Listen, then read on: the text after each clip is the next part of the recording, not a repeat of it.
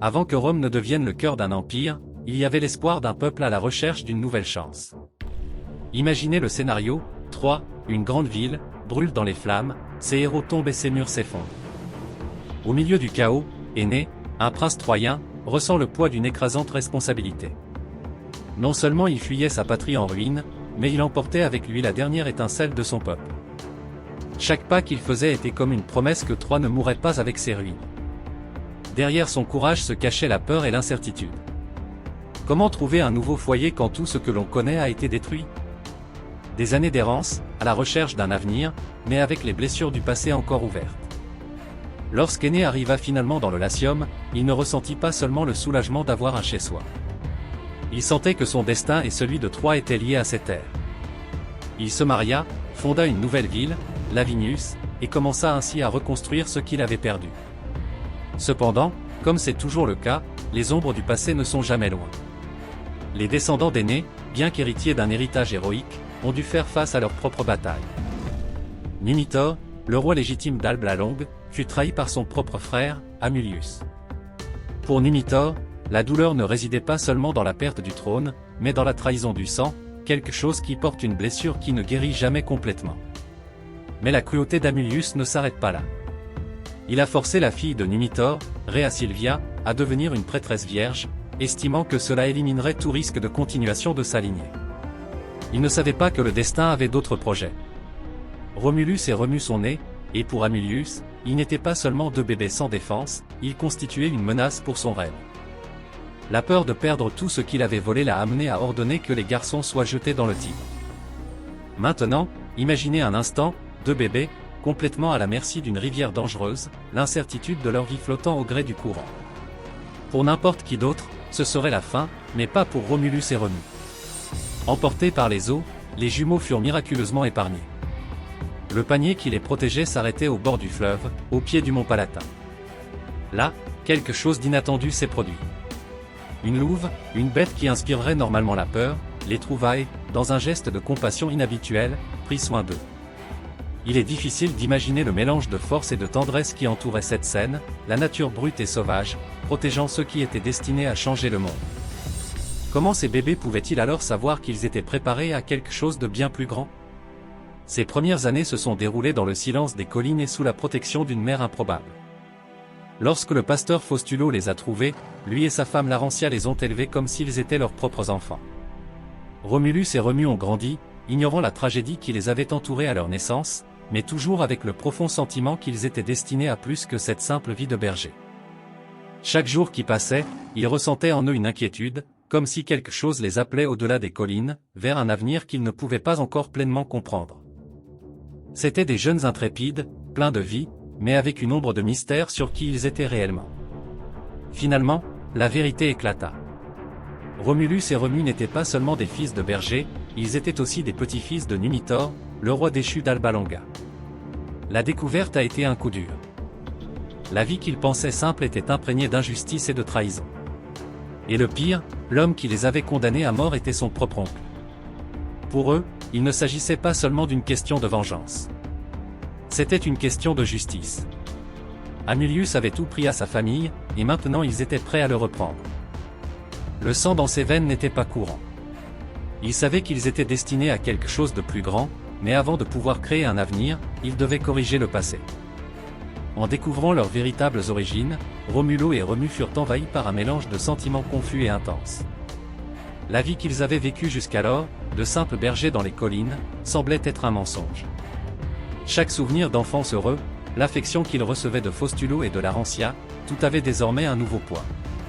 Même s'ils aimaient leur famille adoptive, ils ne pouvaient ignorer ce qu'ils avaient perdu.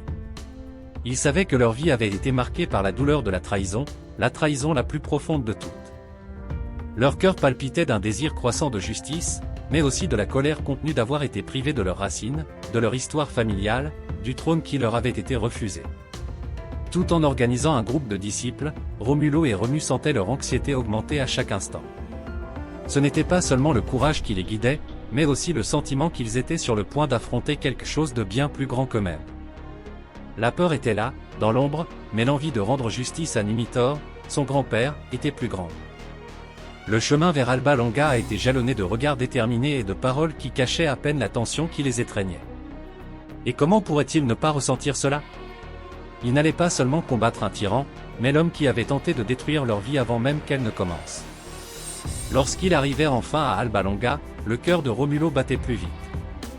Romu, à ses côtés, respirait profondément, ressentant le poids de la responsabilité. L'odeur de la terre, les murmures du vent, tout semblait plus vivant à cet instant. Il savait que cette bataille serait non seulement physique, mais aussi émotionnelle. Chaque coup qu'il porterait ne serait pas seulement pour conquérir un trône, mais pour récupérer tout ce qui leur a été volé, le droit à leur histoire, leur nom, leur identité. Lorsque le combat prit fin et Camillus fut vaincu, il y eut non seulement un soulagement mais aussi un profond sentiment de vide. Même s'ils avaient gagné, Romulus et Remus savaient que leur véritable voyage ne faisait que commencer. Avec Alba Longa restaurée et Numitor de retour sur le trône, Romulus et Remus auraient pu être satisfaits. Après tout, ils avaient vengé leur famille, repris ce qui leur revenait de droit et rendu justice à la ville. Cependant, quelque chose en eux restait agité. Il ne s'agissait pas seulement d'une soif de pouvoir, mais du sentiment qu'il manquait quelque chose, qu'une mission plus grande restait à accomplir.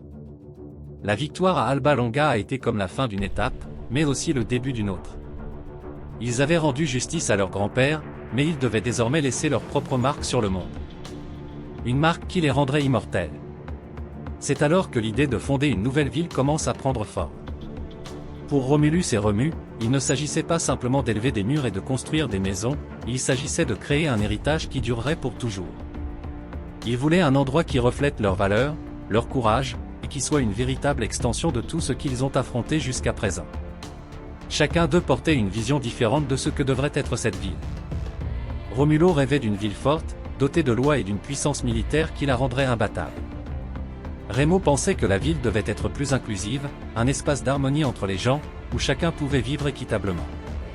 Forts de ces idées, les deux frères se lancent dans l'exploration de la région à la recherche de l'endroit idéal pour fonder cette nouvelle ville. Ils retournèrent sur les rives du Tibre, là où leur histoire avait commencé.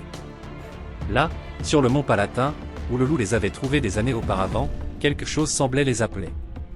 C'était comme si le destin le guidait vers l'endroit où tout avait commencé. Ils ont décidé que c'était là, parmi ces collines, qu'ils construiraient la ville qui changerait le monde. Cependant, le rêve commun allait bientôt se transformer en une amère rivalité. Tous deux voulaient être le fondateur et le dirigeant de la nouvelle ville, et l'ambition commença à empoisonner le lien qui les avait toujours unis. Finalement, la situation est devenue complètement incontrôlable. Ce qui avait commencé comme une dispute d'idées et de visions s'est rapidement transformé en une confrontation physique qui allait changer leur destin à jamais. Lors de la construction des murs de la nouvelle ville, Remus, dans un geste impulsif de défi, sauta sur les fondations que Romulus avait érigées. À ce moment-là, ce que Remus voulait dire était clair: ces murs, que tu apprécies tant, ne m'arrêteront pas. Tu ne peux pas tout contrôler. Pour lui, il s'agissait d'une provocation, d'un ultime effort pour montrer que la ville devait être plus ouverte et plus libre. Mais, pour Romulo, ce fut comme une blessure profonde, un coup porté au cœur de son rêve. La colère de Romulo monta comme un incendie incontrôlable. Il était déjà fatigué des disputes, épuisé par la dispute constante. Dans le feu de l'action, il réalisait à peine ce qu'il faisait. Ses mouvements étaient rapides, instinctifs et, en un clin d'œil, l'inévitable s'est produit. Remus tomba au sol. Lorsque Romulus regarda le corps de son frère, le monde autour de lui sembla se figer. Le silence pesait comme une pierre. Le sang sur le sol, ce même terrain où ils étaient censés construire une ville ensemble, semblait désormais une marque indélébile de perte. Le temps, qui semblait autrefois courir si vite pendant la construction de leur nouvelle ville, s'est désormais arrêté. Qu'avait-il fait? En voyant Remus sans vie, Romulus ne ressentit pas la victoire d'un leader, mais plutôt la dévastation d'un frère. Il tomba à genoux près du corps, le cœur serré et les mains tremblantes. Le poids de l'acte s'abattit sur lui avec une force écrasante. Ce n'était pas la victoire qu'il souhaitait. Il n'avait pas vaincu un ennemi, il avait ôté la vie à quelqu'un qui avait toujours été à ses côtés, quelqu'un qui partageait sa douleur, ses rêves, son sang. Le repentir arriva comme une vague déferlante, et à ce moment Romulus comprit que bien qu'il fût le fondateur de Rome, sa vie ne serait plus jamais la même. Rome serait sa création, mais le prix à payer serait une cicatrice qu'il porterait à jamais. Les jours qui suivirent la mort de Remus furent enveloppés dans un silence pesant, presque suffocant. Romulus, désormais l'unique fondateur de Rome, parcourait les collines en ressentant un profond vide. Chaque pierre qu'il déplaçait pour construire les murs, chaque commandement qu'il donnait à ses hommes, tout semblait marqué par le poids de la perte. Les fondations de Rome étaient en train d'être construites, mais il ne pouvait ignorer que, avec chaque pierre, il y avait une culpabilité qui ne pourrait jamais être éliminée. Rome naissait, mais aux dépens de son frère. Il se demandait, au milieu de son dur labeur, si le sacrifice avait vraiment été nécessaire. Même le cœur lourd, Romulo savait qu'il ne pouvait pas abandonner. Tous les regards étaient tournés vers lui. Ses partisans attendaient du leadership, de la détermination et de la force. Et lui, bien que déchiré intérieurement, a assumé cette responsabilité. Rome, pensait-il, ne pouvait pas être simplement une ville, elle devait être un symbole, une force indestructible. Romulus décida que les murs qu'il construisait ne seraient pas seulement des barrières physiques, mais représenteraient également la puissance de Rome sur le monde. Le sang de Romu, bien que douloureux, avait scellé un grand destin. Il s'est promis que Rome serait aussi éternelle que la douleur qu'il portait désormais dans sa poitrine. Mais les nuits étaient les pires. Dans le silence de l'obscurité, lorsque le travail s'arrêtait et que les hommes dormaient, Romulo était seul avec ses pensées. Il se souvenait de Romu, des rires qu'ils partageaient, des moments où, ensemble, ils rêvaient de changer le monde. Maintenant, Romu n'était plus là. La ville qui naissait était leur héritage, mais il ne pourrait jamais partager ce triomphe avec son frère. Rome serait le plus grand empire de l'histoire, mais pour Romulus, il porterait toujours l'ombre d'une tragédie personnelle. La fondation de Rome était son destin, mais la perte de Romu était le prix qu'il ne cesserait jamais de payer. Une fois Rome enfin construite, Romulus se retrouva confronté à un nouveau défi, transformer un fouillis de maisons et de murs en une société forte et prospère. Les collines environnantes étaient désormais protégées, mais c'est là que les véritables travaux commencèrent. La ville avait besoin d'ordre, de lois et surtout de gens. Romulo savait qu'il ne suffisait pas de construire une ville physique, il devait créer un endroit où les gens voulaient vivre, où ils se sentaient partie intégrante de quelque chose de plus grand. Mais la question demeure, comment attirer les gens vers un lieu aussi nouveau et sans histoire? Romulus décida que Rome serait un refuge pour tous ceux qui, pour une raison quelconque, n'avaient nulle part où aller. Il ouvre les portes de la ville aux exilés, aux fugitifs et même aux criminels. Pour lui, le passé de ces gens n'avait pas d'importance, ce qui comptait c'était ce qu'il ferait à partir de ce moment-là. Rome serait le lieu d'un nouveau départ. Ceux qui sont arrivés dans la ville n'ont pas seulement été accueillis, ils ont trouvé l'opportunité de recommencer.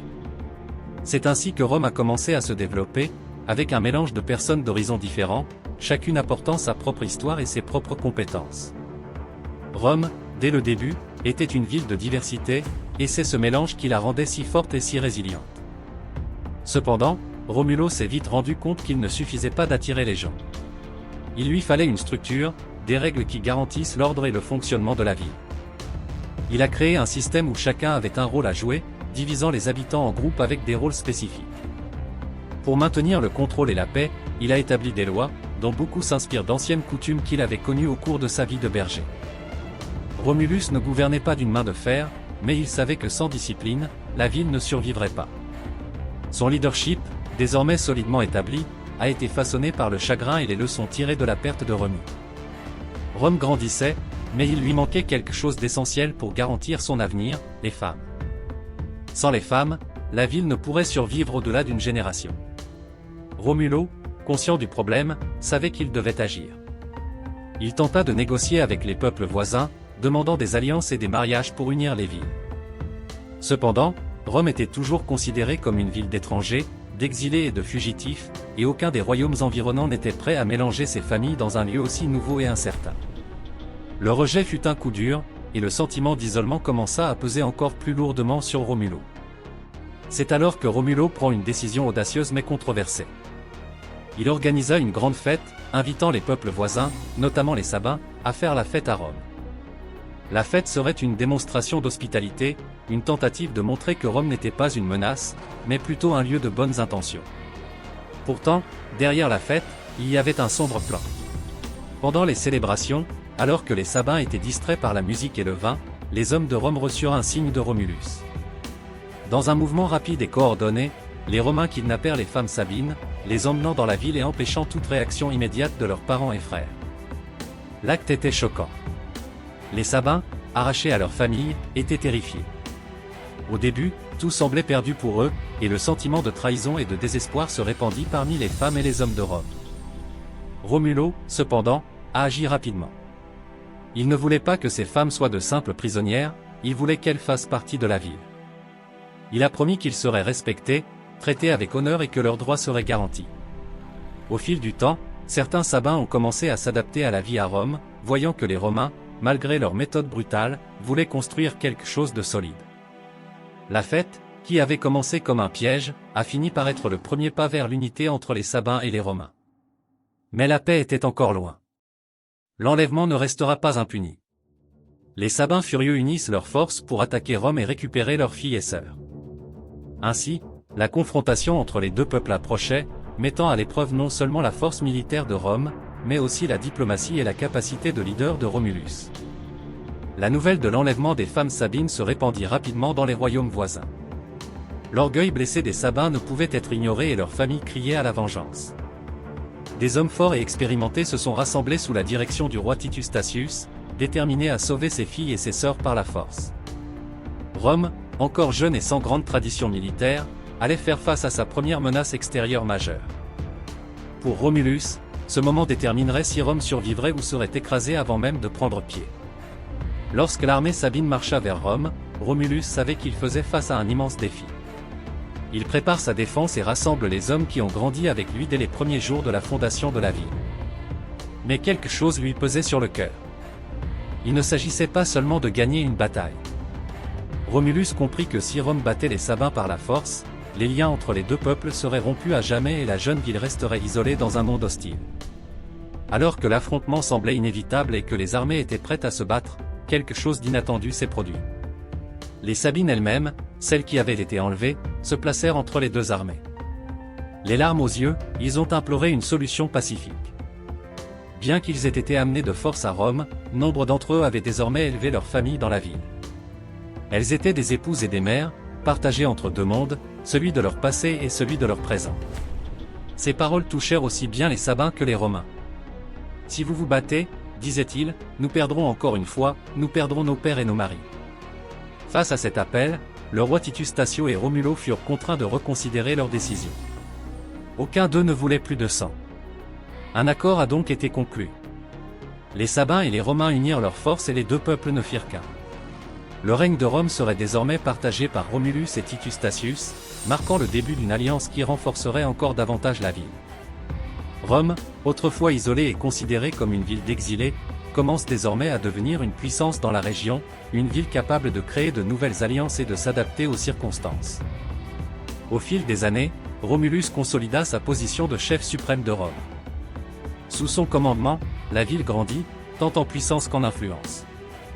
L'alliance avec les Sabins avait apporté la stabilité et Rome, autrefois refuge des exilés, commençait à s'imposer comme une force respectée. Cependant, le règne commun avec Tito Tasio fut de courte durée. Titus, malgré l'alliance, fut tué dans un différend avec les alliés romains lors d'un conflit impliquant des intérêts commerciaux. Avec sa mort, Romulus retourna gouverner seul Rome et le resta jusqu'à la fin de sa vie. Alors que Rome prospérait sous son règne, Romulus semblait de plus en plus distant. Les cicatrices du passé, en particulier la perte de Romu et le fardeau de gouverner, pesaient sur lui. Gouverner était un fardeau et le poids de son propre héritage semblait croître chaque jour. Il est devenu plus réservé, plus introspectif, comme si les fantômes de ses choix le hantaient constamment. Même si Rome prospérait, quelque chose à l'intérieur de Romulus commença à changer. Les derniers jours de Romulus étaient entourés de mystères. Lors d'une cérémonie publique, où le roi était parmi ses citoyens et ses nobles, une soudaine tempête couvrit violemment le ciel. Le vent rugissait et des nuages sombres engloutirent la ville. Une fois la tempête passée, Romulo avait tout simplement disparu. Pour certains, il avait été enlevé par les dieux et monté au ciel en tant que divinité.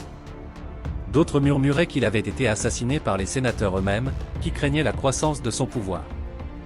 Ce qui est réellement arrivé à Romulus ce jour-là est devenu une énigme qui a persisté pendant des générations. Son corps n'a jamais été retrouvé et l'incertitude quant à sa fin a alimenté la légende. La version la plus répandue était qu'il n'était pas mort comme un homme ordinaire, mais qu'il était devenu Quirinus, une divinité protectrice de Rome. Cette croyance a transformé Romulus en plus qu'un roi, il est devenu un symbole éternel, qui guiderait Rome pour toujours.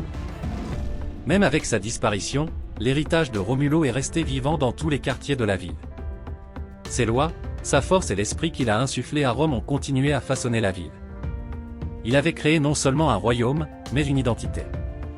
Ce qui a commencé comme un petit village était maintenant le centre de quelque chose de beaucoup plus grand, et l'histoire de Romulus, mêlée à la légende, est devenue la base d'une Rome qui aspirait à l'éternité.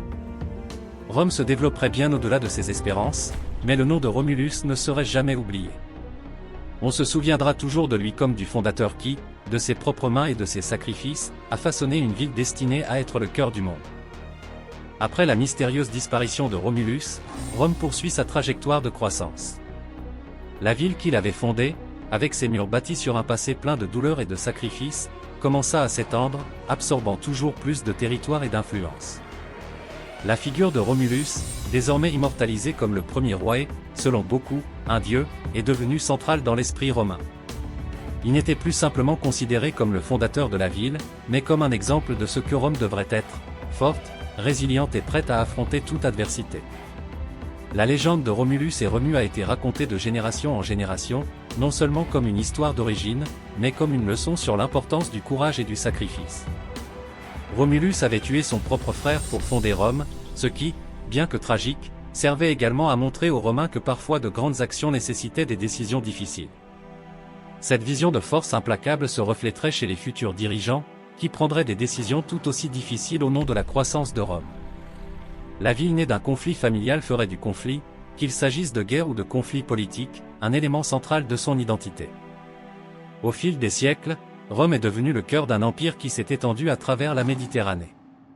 Même lorsque le système de gouvernement a changé et que la République a remplacé la monarchie, la légende de Romulus a continué d'inspirer les citoyens romains. Le mythe a contribué à unifier la ville en temps de crise, rappelant à tous que Rome a été créée pour être éternelle, destinée à régner. Chaque nouveau général, chaque nouvel empereur voyait en Romulus le modèle à suivre. Leurs valeurs, leur force, leur résilience et leur conviction que Rome prévaudrait toujours ont façonné le caractère d'une civilisation qui croyait en sa destinée de gouverner le monde. Des siècles plus tard, lorsque Rome fut gouvernée par des empereurs tels qu'Auguste, Trajan et Marc Aurèle, la légende de Romulus résonnait encore dans le cœur des Romains. Les empereurs étaient souvent comparés aux premiers rois, considérés comme ses héritiers divins, des hommes destinés à perpétuer l'héritage de Romulus et à étendre encore davantage la puissance de Rome. Malgré tous les changements, la fondation de la ville par Romulus est restée la base de l'identité romaine, la conviction que, comme son fondateur, Rome pouvait faire face et surmonter n'importe quel obstacle. En fin de compte, le véritable héritage de Romulus n'était pas seulement la ville elle-même, mais aussi l'esprit qu'il a laissé derrière lui. La ville éternelle, comme on l'a appelée, a survécu aux empires, aux révolutions et même à sa propre chute. Mais l'histoire de Romulus et Rémus, avec ses tragédies et ses triomphes, a continué à être racontée, rappelant au monde que Rome, comme son premier roi, ne serait jamais oublié. Ainsi, la légende de Romulus, le roi né dans un berceau d'eau, élevé par une louve et qui fonda Rome aux dépens de son propre frère, devint quelque chose de plus grand. Rome, la ville qu'il a bâtie, est devenue le centre d'un empire qui a façonné l'histoire. Et jusqu'à aujourd'hui, son nom et son esprit perdurent, non seulement dans les ruines de la ville antique, mais aussi dans la culture et l'héritage que Rome a laissé au monde.